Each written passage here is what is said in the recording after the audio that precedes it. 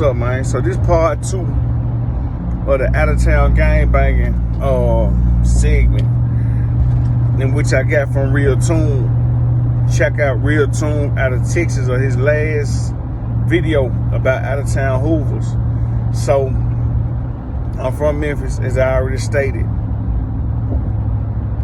This is why it gets more and more confusing, right? You got Wack 100, he a Piru, and him being Piru, he says he wish like New York would have just kept their own thing. He wish New York would have never turned blood. They would have just kept the 5% nation and everything else with the New York culture. And he wished they never had bloods. Okay, but they got bloods. And they, if it's playing their own story on Queens Flip, how bloods came to New York, right? So then you got OG Tolamar, who always be on Boss Talk TV out of Texas, right? And he was like, he don't see nothing wrong with Bloods and Crips, Pirus, Hoovers being out of town. His problem is they should all have original sets. Like Sauce Walker Piru, he got an original set in Texas, 102 Piru. Okay. Now you take that same narrative and you look at the Hoovers, the Crips, they got an issue with OG person, he a Crip, he a Hoover Crip.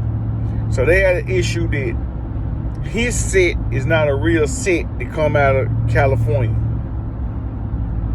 This is the biggest problem with the out-of-town gangbanger. You got one person saying this should be this way. Then you got another person saying this should be that way. But when people stay out of state and they got their own OGs, they be like, well, shit, F it, man. We're gonna do it our way then. We ain't finna. People out of state don't want to go back and forth with 100 dudes in California telling them this the right way to do that, this the right way to do this the wrong way. And so it just get twisted. You know what I'm saying? Then you got some people who feel like out of state, man, we've been doing it like this all this time. This the way we gonna do it. You know what I'm saying? You got people who don't want to wear their rags a certain way because they feel like can't nobody tell them nothing. And they been doing it the wrong way. And they be like, well, but this our way. So, I don't know, out of town gangbanging is and I mean out of town, I'm talking about California. It just get more and more confusing. You know what I'm saying? It get more and more confusing. So, again, like I said, I'm glad I don't gangbang. Just for all these type of crazy purposes, man. You got these people feel that way, that people feel that way.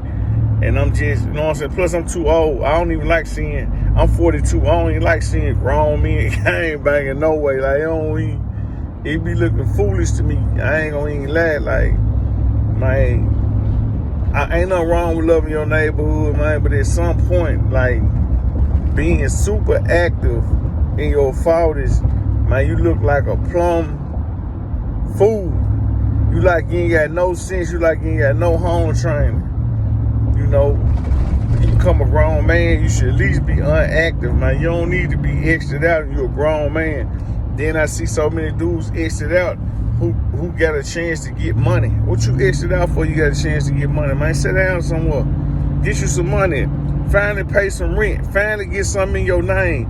Finally get some life insurance on you and your kids. Like, do something better, man. You know what I'm saying? But anyway, this is my take on out-of-town gangbanging. Like I said, this part 2 of the Real Toon.